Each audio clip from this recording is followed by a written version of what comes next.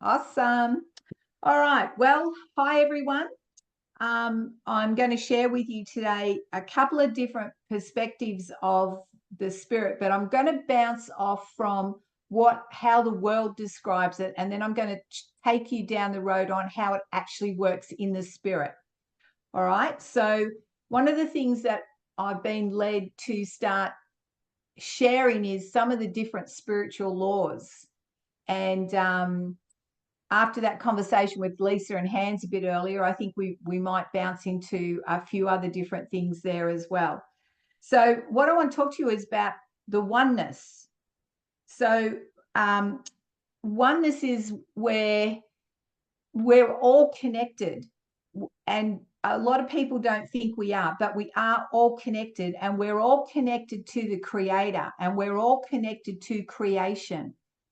And what's happening with this global awakening is all of a sudden there is this consciousness of the collective, and this is where we're all rising up and realizing what is wrong and where evil has prevailed, and we are rising up and saying no more. And we are finding ourselves, because the spell has been broken and is being broken off the earth. So this is why there's this big move, this big shift. Now, there's a whole lot of things behind that big shift, which we won't go into now, on a physical level as well, or a universal level. But I won't touch on that now.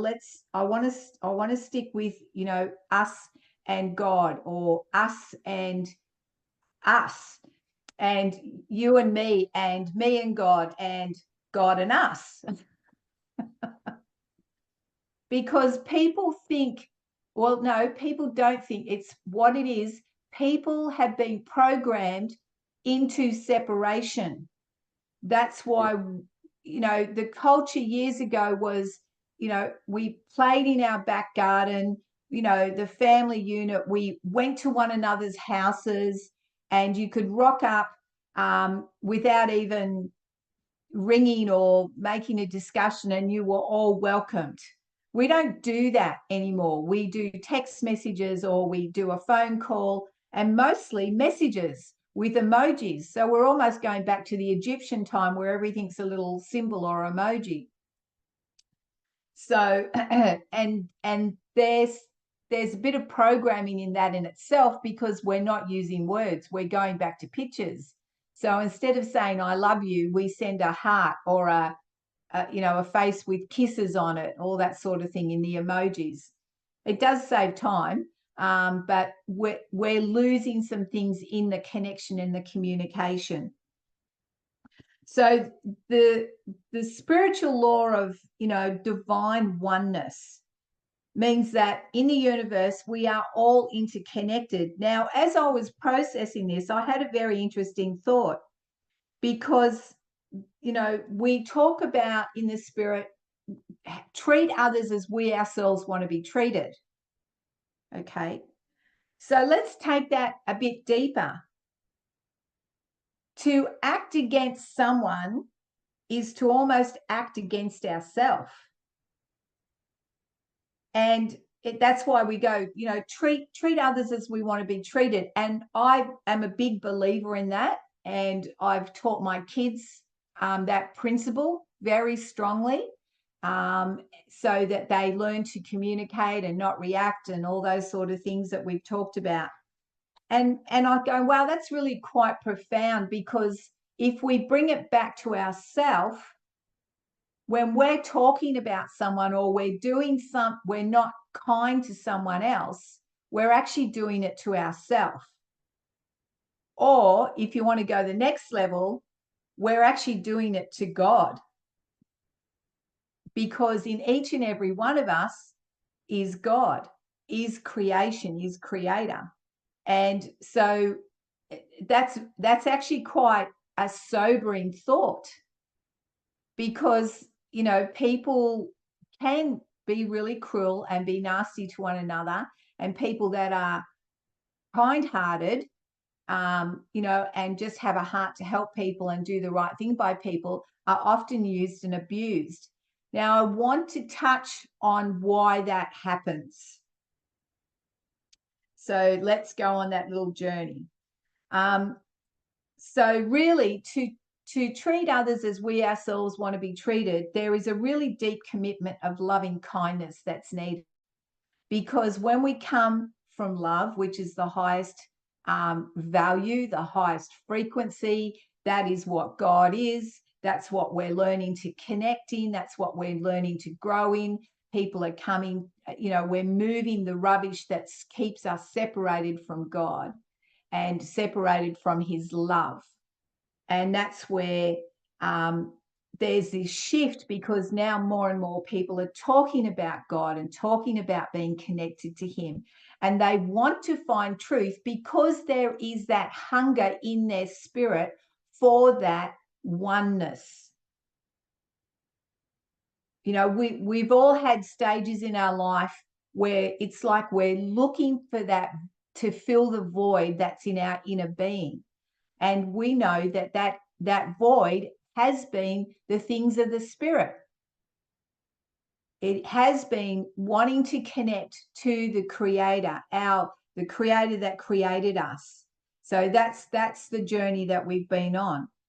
So with that oneness, with being in the spirit and, you know, releasing that vibration of love. And then we talk about, there's two laws that the world talks about, and I'm going to combine them together. So they talk about the law of attraction, and they talk about the law of energy or vibration, right? These are a lot of the words that have been are out there right now, you know, quantum and, you know, collective consciousness and all those sort of things. You guys are familiar with the words that they're using out there.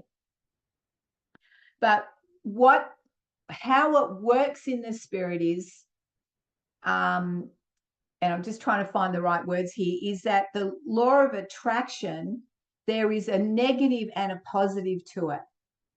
And I want to bring that awareness to you this morning, because it's like, you know, why do good things happen to why do bad things happen to good people is a lot of what is said. And, you know, we've done, and I'm sure all of you in this room have done lots of good things for other people, and then they've either used or abused you, or they didn't present who they thought that, you know, they presented a certain way, but then they weren't that in their inner being or in their heart, right? So this is why one of the things that I do is when people present themselves to me, I take them at face value, but then I let them reveal themselves. I listen to their words. I listen to how they speak, and then I watch how they treat other people in my community. And so it's always by their fruits, yeah? And then you go, well, why would that person come into this group? Because we're really aware and loving, and, you know, we're here to help one another. And this is what Living Free is all about, the Living Free movement, the Empower movement. You know, we're wanting to bolster and help people in this journey, in this huge transition that we find ourselves globally. So this is what happens in the spirit. So I'm going to give you some examples, okay? Now, some of you may be aware of this, or you've seen this. You can see this in the natural, but if you see it in the spiritual, you'll understand more.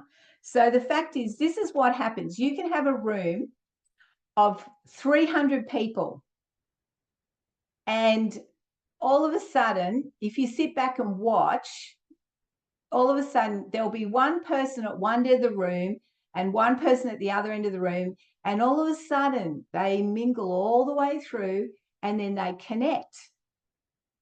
And they go, oh, wow, like, oh, we've got so much in common, like, wow, and they really connect. But then as their relationship grows, all of a sudden what's happened is this person suffers from rejection, and this person suffers from rejection, and they tend to find each other. And what we would call like a familiar spirit, because I'm talking in the spirit realm here, okay, guys, is that in the spirit realm, those like spirits tend to draw to one another.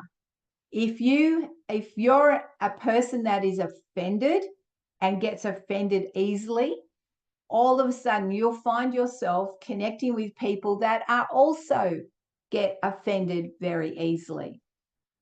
And then what happens is two offended people get offended at everyone else, and then they're gossiping and cursing those that are around them. But in the long term of that relationship, they end up turning on each other, and it implodes because they get offended with each other at the same time. So these are some of the things that happen in the spirit that we need to be aware of, because often they say we attract that which is already within us. And there is truth to that, but there is also spiritual assignments. There are also, we're in this world where evil has prevailed. And so evil will therefore try and take out those that have got good hearts, those that have good intentions, those that are connected in the spirit, because they want to shut us down. And this is, I don't want to use the word battle, because we are not in a battle. We have already won this. When you step and connect into God, some of the tools I've already presented to you in the spirit is how you stay out of the battle. I never step into a battle. I don't need to. And part of that is how I respond and what I do with the information that's coming to me, right? Or the people that are coming to me. It is far better that especially when you start to gather together, and I've been running, communities of hundreds of people for quite a few years, is that when someone brings discord, you don't necessarily need to address them, because we have authority in the spirit that we can just ask God to move them on, and God will move them on. They will find that they've got nothing to connect with anymore, because no one's entering into that arena with them. Does that make sense? So it's like, people that are angry tend to gather together and they stay angry together. People that have hurts and they have similar hurts, they gravitate together. Now, as we transition out of those hurts and out of breaking those negativity things off, or familiar spirits off, we start to gather with people that are truly like-minded and like-hearted and walk in the same spirit. And that's what's happening. That's what's so exciting, because evil is being shifted. Evil is being removed, and they've got no place anymore. So when things are happening on the earth and fear is, the main motive, when people talk about, oh my gosh, the world is, we're all going to die and we're all going to end up in concentration camps, and oh my gosh, we're all going to be robots in the next 10 years. And I have people come up to me and say that, and I look at them, I go, well, that's not my reality. Right? Because I refuse to connect with that, because it is a lie. If more of us stand up and stand in truth and love, that all those schemes and plans become nothing. So this is where we've got to become more aware of realizing what's happening in the spirit realm around us and to us. And, often God will always protect you or try to protect you. It's a choice if you let him. If you keep, no, I really like this person, I really want to be with them, and they're putting money in my pocket and they're saying all the right things, and God's going, don't do this. This warning, red flag, warning, like Lost in Space. It's like, don't go there. Or you're pushing to make things happen, and you're feeling this. Step back. Have a look, ask yourself, open your eyes, breathe, see what's really going on. Because, and this is where ask questions in the spirit. God, what's going on here? And he will tell you. I hold things quite loosely, in the sense of, people promise a lot of things and often do not deliver. So I never put my expectation on people. My expectation is fully on God, fully in the spirit. Because if I put expectation on people, guess what? I'm going to be disappointed. So, and if that's a pattern that keeps reoccurring in your life, then your focus is in the wrong place, because you are expecting someone else to fulfill your needs or your wants when it's not their job to do so. So, and I'm going to touch on this. Often people connect in a relationship with someone because they want something to be fulfilled in their life. This is not always, I'm just overviewing here, okay, guys? That,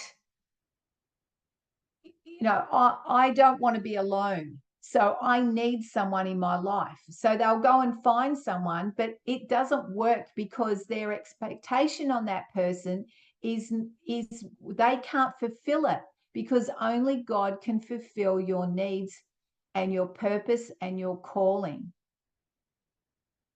There's not, we run together because we're like-minded, but if we put expectations on people, people try to put expectations on me, and I go, no, I'm not here to fulfill your dream and your purpose and what you think that God's called you to. I'm here to do me, and I'm doing it with God, and he'll fulfill it.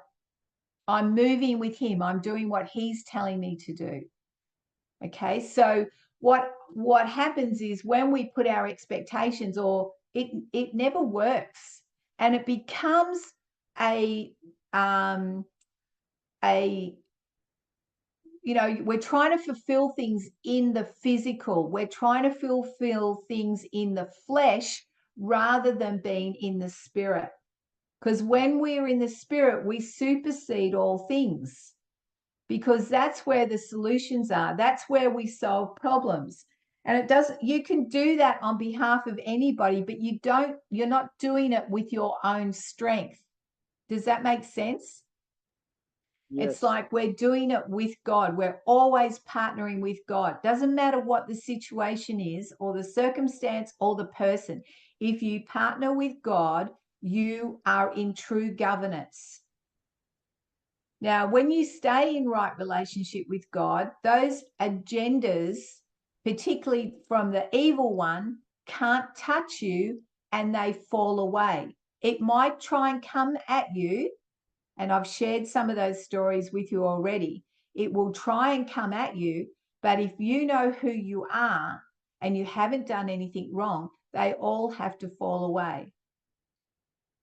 So someone keeps putting up about being a parent. Yeah, Dottie, if I could just add to that, like, the language is what she's describing exactly what I say to, like, people who are close to me, is that I don't put my trust in any person, because we're all men and women, and we're all we're weak in the sense that we're just men and women, and we're not weak in our spirit, right? So getting in touch with that spirit, I don't trust in any one person. I trust God in that thing that I'm hoping for them to do. Say I'm hoping for somebody to come through on Friday. they don't come through. My trust isn't in that person. My trust is in God. So my mind is set higher with God because I'm looking for him to fulfill this. May not be through this person. So I go back to God and I check there. Okay, this wasn't meant to happen today, or this wasn't meant to happen this way. And I begin to engage with him there instead of putting all that you disappointed me and going there in the flesh and not getting in the spirit. And when they feel that and they come and say, oh, I've disappointed you, I'm able to bless them there because I'm already walking in the spirit, like Dottie's talking about, with God. So I'm truly able to love them there and build them back up. Okay, so the comment is, as parents, we need to teach our children how to have a dependent relationship with that. Absolutely.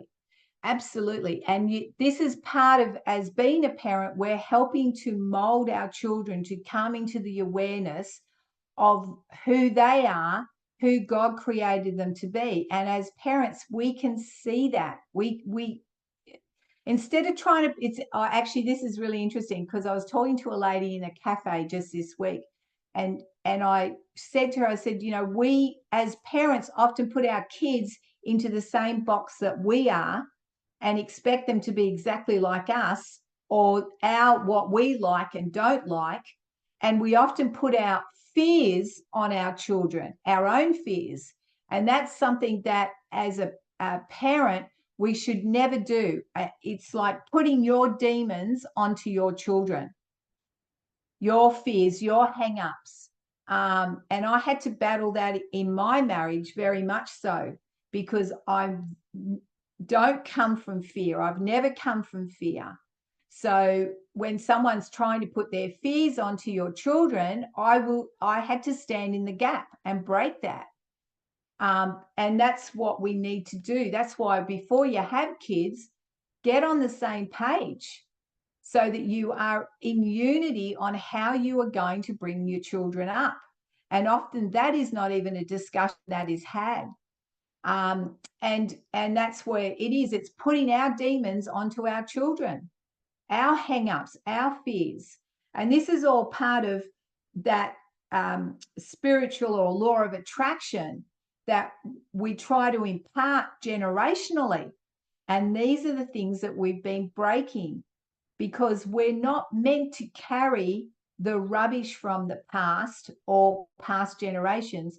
We're meant to bring the blessings, the talents, and the giftings that are, one, sitting there generationally, but also what's mine.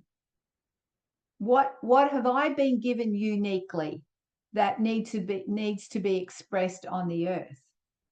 So these are the things that, you know, we've got to be aware of in the spirit. The negativity, what's coming at you, why is it coming at you, and reflect. It's like, is it me? Is there something in me that's attracting that sort of a person, or is this an assignment? Is it, you know, the enemy trying to shut me down, disempower me? And as a female, and I know this happens to men as well, but as a female, often, and I hate to say this, but particularly in Australia, women get taken out. American men are completely different. American men are not afraid of strong women. When I went to America 10 years ago, I was amazed. They really championed their strong women. They really got behind them, and they're not afraid of them being big and bold and beautiful, or being, you know, loud and having a platform and speaking what their truth is. Whereas Australian men don't like it.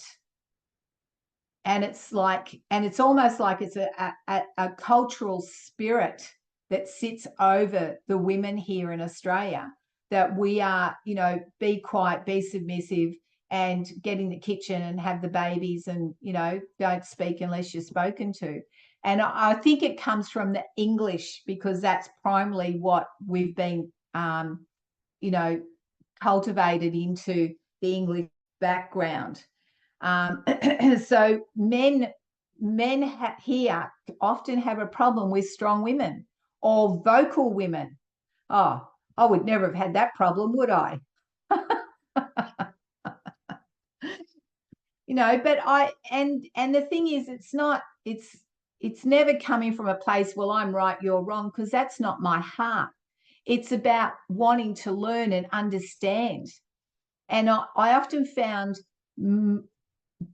very successful businessmen, if I asked them questions, they were more than happy to have that conversation with me, because they made it and they're secure and they know what they're on about. Whereas men that aren't, their insecurities would come up, because that's what you're battling against there, people's insecurities.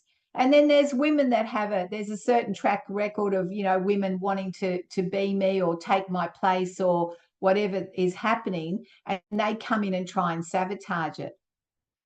So these are the things when you're breaking ground, or you're a person that is visionary, or you're a pioneer, you are plowing ground. And these are some of the things that you end up that comes against you. So then the people that follow you, because there's different aspects to things in the spirit. There's those that will come and settle what you've created. It's like, here's the blueprint. I've carved the way, and I've presented what I've needed to present it. I've done my part. And then you have the people that come behind you that then come and settle it. They come and, build upon the foundation, and then you move on. And this is part of knowing who you are, what God's called you to be. Like, I'm a pioneer, I'm a visionary, I'm an oracle. I'm always, months down the track. And I pave that way. There's so many incidences, even from years ago. I've paved the way for certain things, and then not realizing it, I'm just being me. And I look back and I go, wow, that actually changed the culture, because I've paved it in the spirit. So we always, and this is what Jesus did. He paved a way, and he is that perfect representation of right relationship with God. So what happens is, and I have this thing, and I'm going to share this with you. I don't believe in mentors, because in the spirit, if you have a mentor, their strengths become your strengths, but their weaknesses become your weaknesses as well. And you actually disempower yourself, because you're giving your power to someone else because you're wanting a mentor. I don't believe in mentors. I never, ever have. Do I believe in people that that are like-minded, that we're giving to one another equally, that we're journeying together equally and learning from one another or supporting one another? That's a different thing. So, be careful who you give your power away to as well. And that's where, being aware, if you have hurts or rejection, you will attract people that have hurts and rejection. That's why we're on the journey of getting healing and whole and having that transformation, because it is imperative. If you want to live the life that God has for you, you have to move this stuff, guys. You have to, press into God and get as close to him as you can, which we go back to that spiritual law of oneness, of connection. You are all already connected. What you're doing is growing into awareness of the connection of who God is and who you are. That's the shift that we are in globally. That's why we're having these conversations. That's why people are coming for prayer and breakthrough, because they're realizing, hang on a minute, something's not right, but I can't put my finger on it. So therefore, we go to one another that has the ability to see those things and get clarity. So when you have, you sit with someone, and I'm one of these, it's like things can bother me. I just need to speak it. I don't need anybody to fix it for me. I don't need anybody to, fix it for me. I need to fix it for myself. So I get to speak what I'm feeling or sensing, and then I get clarity. It's like the words are out there, and then all of a sudden they just settle, and then I get clarity because I'm releasing what I'm holding in my body, and then I'm shifting it, and then I can get clarity, or I can get healing, or I can get breakthrough. Because often some of the issues that we have in life is misunderstanding or lack of proper communication. And we feel we've got to be more guarded, more protected, and that is where we've got to break through that. We've got to become more community minded, and we've got to stay in that place of loving kindness, whatever it presents. We stay in loving kindness. Now, what do we do when we see an injustice? Now, there is a way that, there's things in God and in the spirit which are so unjust that I know that it even, it's a righteous anger. It's like, this is not right and this needs to change. Now, when you have that sense of feeling in your spirit, then use it. Don't let that response go to nothing. Don't see a problem and feel injustice and even almost feel anger and rage, which is a godly one, because this is not right and this needs to be made right. Then you go in the spirit and you start decreeing and declaring what needs to happen. Are you hearing the difference there? It's not, oh God, you need to do something. Oh God, can you please do something? It's you need to rise up in your spirit at that time and go speak to the situation or go into your room and start decreeing and declaring the change that needs to happen. We've got people facing situations that are not of God. If they believe it's of God, they will accept it. We've got to start realizing what is of God and what is not. And that is the huge shift as well, that we are coming into that awareness. This is why people are at the rallies, because they've seen the injustice and they want to take action. And going to rallies and doing all that sort of thing is fine, but we have to bring the solution. And the solution comes by what we do in the spirit. In the natural, in the spirit. You need to speak to that situation. Remember the prayers that we've talked about. Declaration, we're proclaiming, we're decreeing, God's heart and will. If someone is sick, let me ask you this: is it God's will and heart for them to be sick?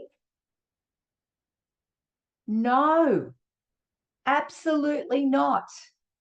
If you have had the teaching that God is testing you and putting you on trial to see how much you love him, that is the biggest lie and the biggest weapon that the enemy has used against us.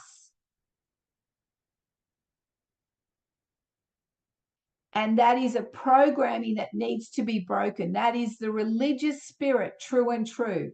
It's like, poverty is next to godliness. Rubbish.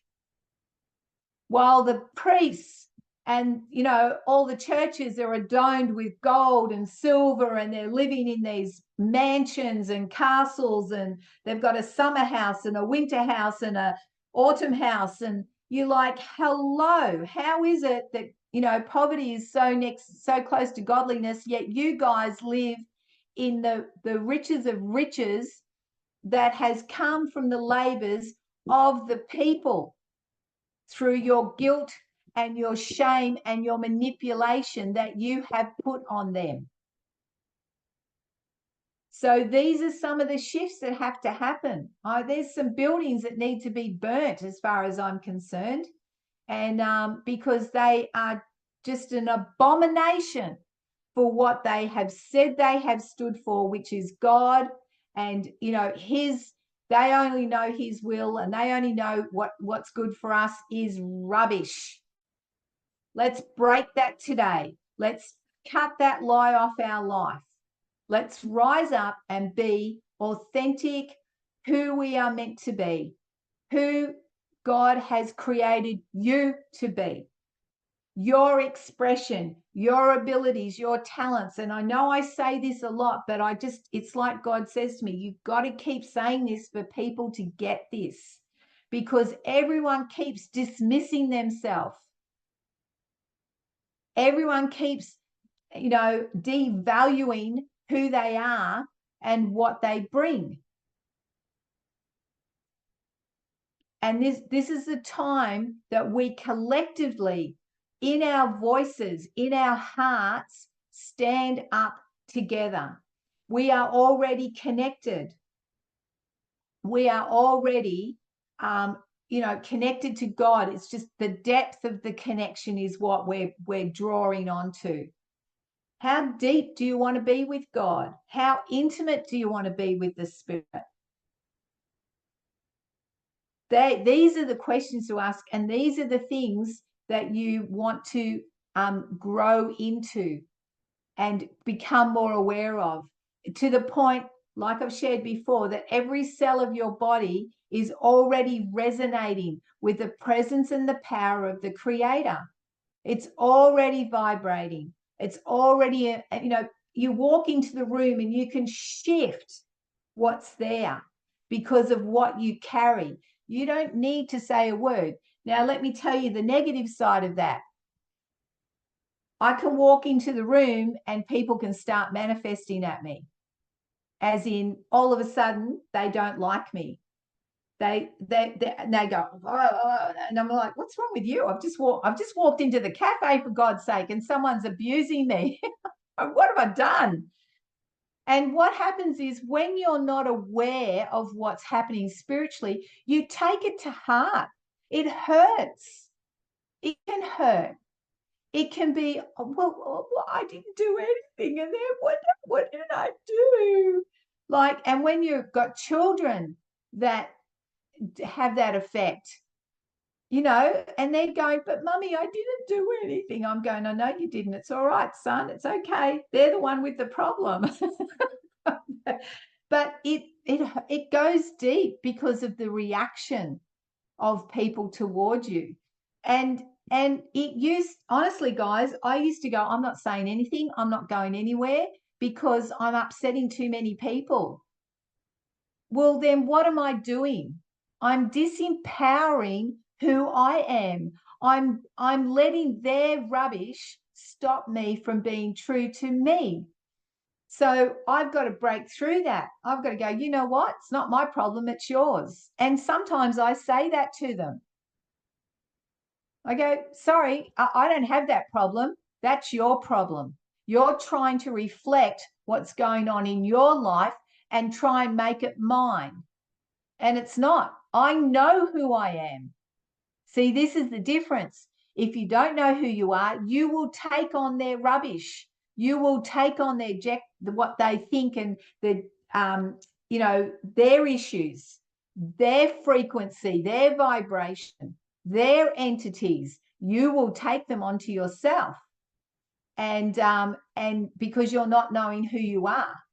So this is the importance of this, that the more you know who you are, how you tick, love yourself.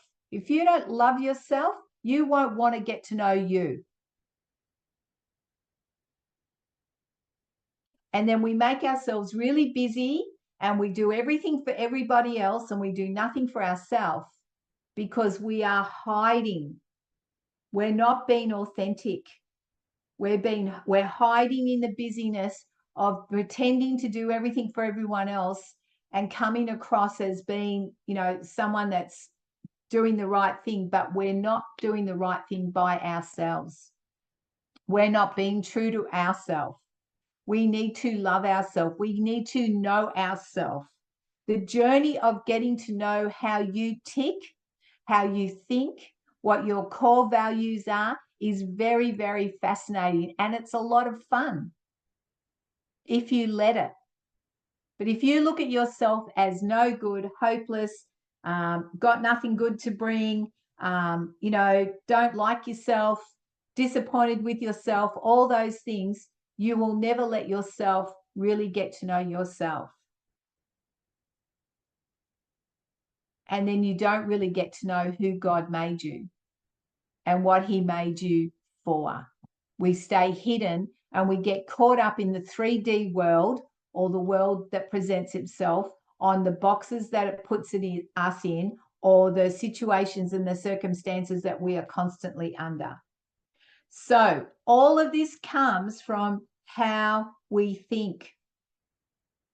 And what we need to do is we need to, this is the question that popped into my spirit during the night, is like, are we under our thoughts or are we over our thoughts? It's like, do your thoughts continually dictate who you are, what you think? Or do you spiritually come over your thoughts so that your thoughts and emotions aren't governing you, but your spirit's governing your emotions and your thoughts? Yes, over them. Remember, right alignment is that spirit, soul, body. Okay, when we're in right governance, when we're in right relationship with God, then we come from the spirit. We are connected with our mind, will, and emotions, but we are over them. So and what that means is, if something happens, we don't react.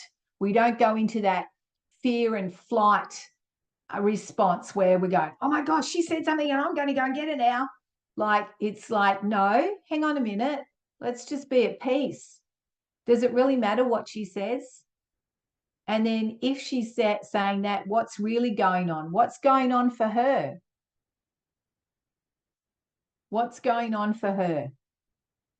Right? They might have just lost their parent. They might have going through a hard time at home. We've got to start looking from other people's perspective and have insight into what's going on for other people around us. And we're all entitled to sometimes have that, we're having a bad moment. Don't have a bad day. That's a waste of a day. If you start to have a bad day, stop, pull back, reset, and then have a good day. You're entitled to a bad moment because it's only a moment. And then let's rectify it. How's that? Now, someone's got their hand up there. Yeah, I just wanted to say something real quick to add to that, to what you're talking about. This is definitely a rewinder, y'all. So I encourage you to go back and listen, because what Dottie said, if you listen to the reaction, it's what's coming out of them. So out of the abundance of the heart, the mouth speaks. Like she said, they may be dealing with something tragic, right? So you need to be up here in the spirit. And then the other thing that you hit on about the miscommunication that's so important, along the line of what you said in the beginning, is those texting. All of that is with no emotion, no spirit behind it, no intent behind it. So they're miscued a lot of times. So when I receive those kind of messages, I just don't respond. I'm like, okay, call me when you get a chance, because I don't want there to be miscommunication on my part going back or theirs coming at me. It's like, let's clear the air and get some spirit in there. So yeah, I just you ready for questions, Dottie?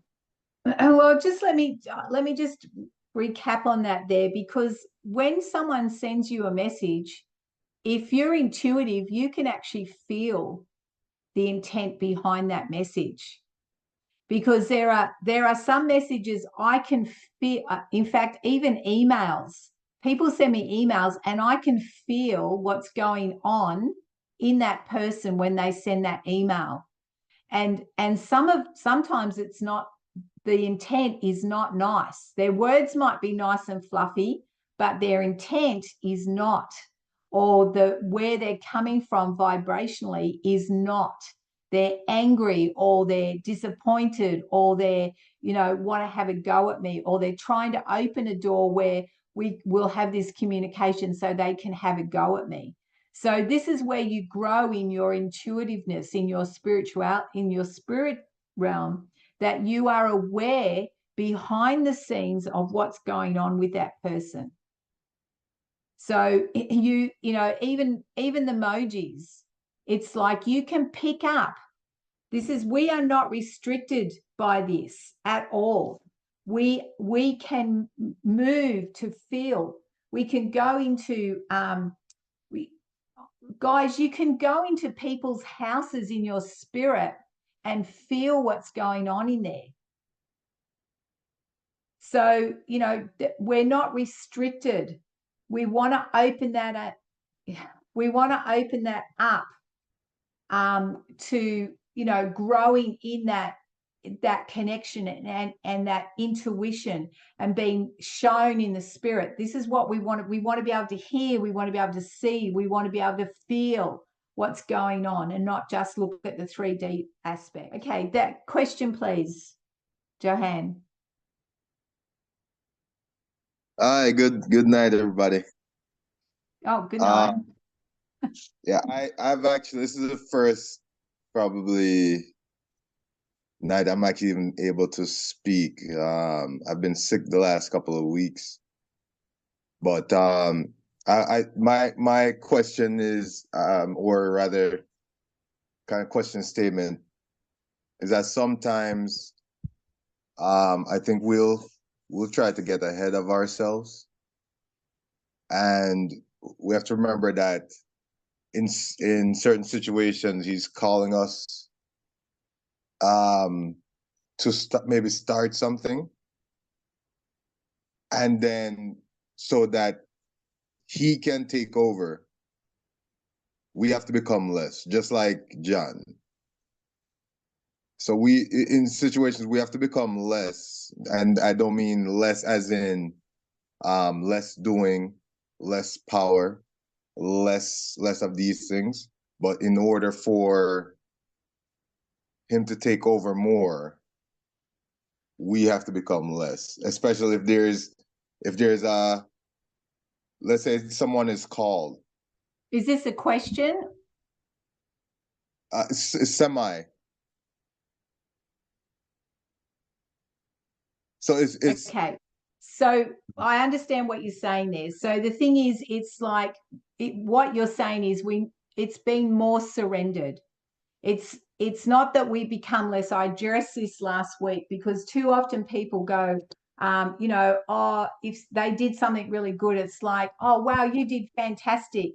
And then it's like, oh, yes, but it's all Jesus. It's all God. It's not. You're partnering with him. So it's both of you. That is false humility when we speak like that.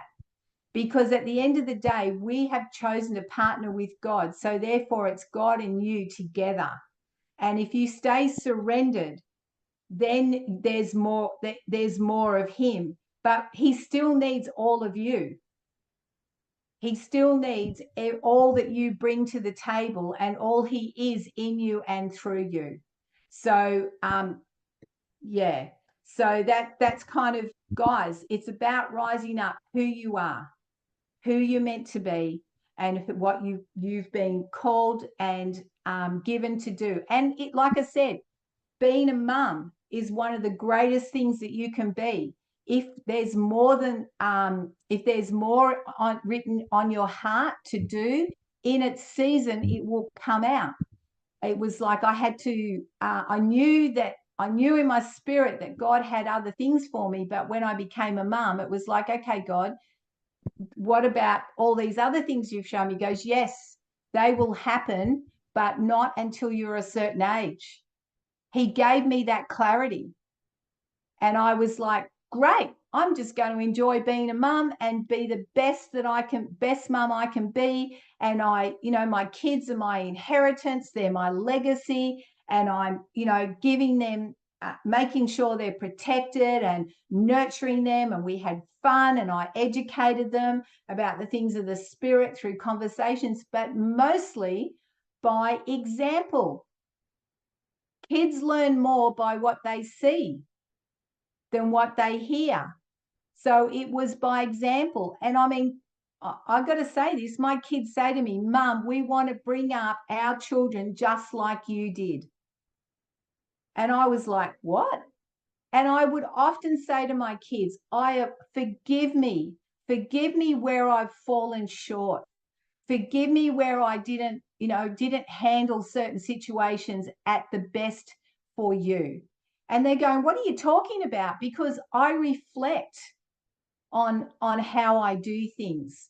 And I wanted to make sure that there was never anything there that the kids could go, well, you could have done this better. I never wanted unforgiveness to be there. We need to do that with our spouses. Even if you haven't done anything, go, listen, if there is anything that I've done that hasn't been right by you, then I ask for forgiveness. And they'll go, well, what are you talking about? But that's part of keeping a clean slate. So the last thing I want to give you a tool today. At the end of your day, when you've had your full day, there's a really important key in the spirit, and it's about cutting soul ties with the day. So what I'm saying there is, are you guys familiar with what a soul tie is? So a soul tie is where we are emotionally and mentally connected, right? This is what happens. When two people come together, we connect. That's what it looks like. We're connected.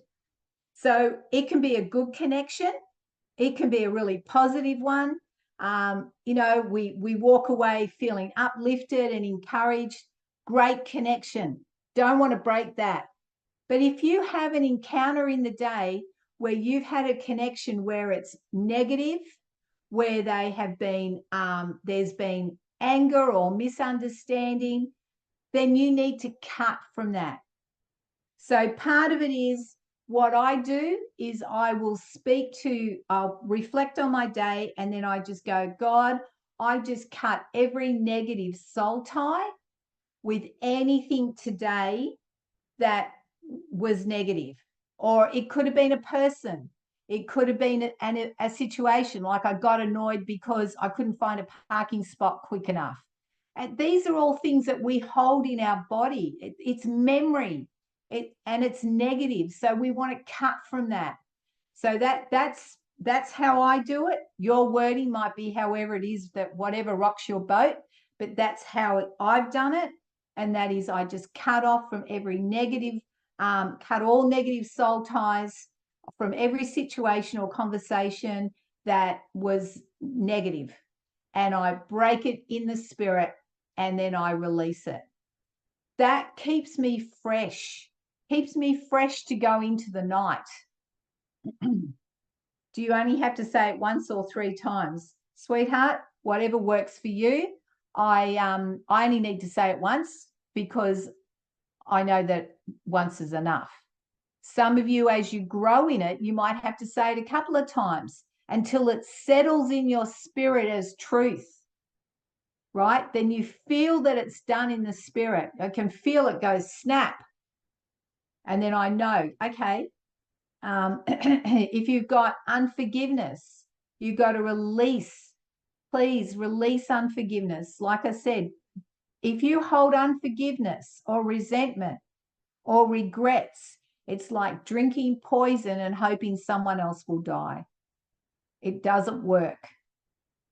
It will be toxic for your body. It'll be toxic for your soul, and it'll be toxic for your spirit. And then what happens is, oh, I can't feel God. God's not with me. No, because you stepped away. You stepped away from the unity and the harmony of love. Yeah, amen. And that's where we come from. Dottie, awesome. We had Bess who had her hand up too. I don't know if she was. Oh, did she? Yes, Bess. You can A question? find the emoji thing. Yeah. Go ahead, Bess. Unmute. You might have to unmute her. Let me see. I'll ask you to unmute, and it should come up on your screen there. Oh, good. Are you all Yes, calling me Bess? Beth? Yes. My daughter's name is Bess. I'm sorry that it comes up that way. My name is Ann Bowers. I didn't have hey, a Ann. question. I just Yes. brought a prayer for us. If I can, it's the Lord's Prayer in Aramaic, translated into English, which I found to be the most incredible prayer. And I wondered if it would be okay if I shared it. We got to see if we have time. We have another person with another question, and this is. I don't think. I'm sorry, we're not going to have time today. No worries. Thank you. Maybe next time. Sorry. Maybe next time. Yeah. Thanks. All right. So when we say questions, guys, they just need to be questions because we really want to stay this on teaching and topic. If you could respectfully do that for me.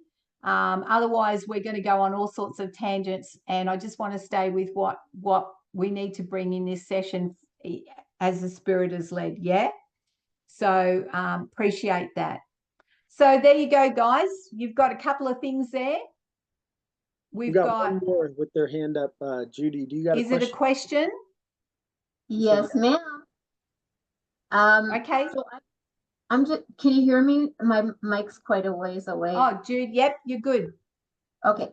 So so where, like, we were talking about God's will, and where, like, you know, for such a time as this, how do you explain the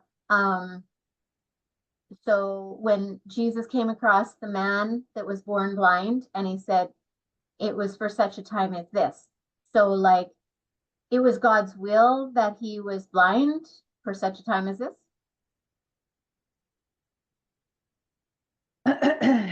Okay, we're going to get into a discussion here that is not really for the time for this conversation, simply because this is where you've got to understand that there are actually 777 books that were written. And the church, the Catholic Church and the Roman Emperor decided to put together 66 books and declare it the Bible and the Word of God.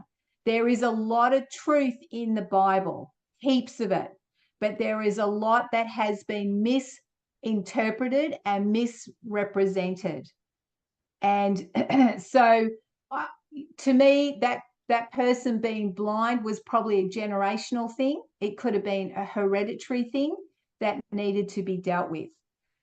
Such a time as this, well, you know, Jesus healed that person as a demonstration.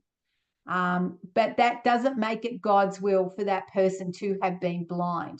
And this is part of what the religion has, you know, cemented some of its doctrine, in that we read it as scripture and then we take it as the whole truth and nothing but the truth. But that's not the case.